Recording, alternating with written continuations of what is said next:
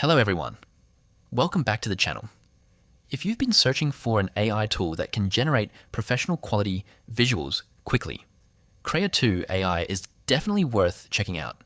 It combines speed, quality, and an easy to use interface, making it a great option for beginners and creators alike. Let's start with the login process. Open your browser and visit the official Krea AI website.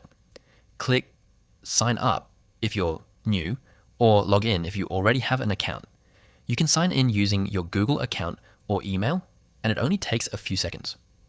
After logging in, you'll arrive at the main dashboard where all the AI creation tools are available. Now let's explore what makes Krea AI special. The biggest highlight is its real-time AI generation. As you type or edit your prompt, the result updates almost instantly. This saves a huge amount of time compared to waiting for every generation. Krea AI also gives you excellent prompt control. You can adjust styles, lighting, colors, composition, and overall quality to create images that match your exact vision. Whether you're making YouTube thumbnails, social media posts, marketing graphics, concept art, or design ideas, the results are impressively detailed. Another feature I really like is image enhancement. If your generated image isn't perfect, Krea can upscale it, improve sharpness, and add more realistic details without making the process complicated.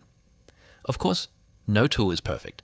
The free version has daily usage limits, and some premium features require a paid subscription. But for testing the platform or creating regular content, the free plan is still surprisingly capable. So, is Krea AI worth using?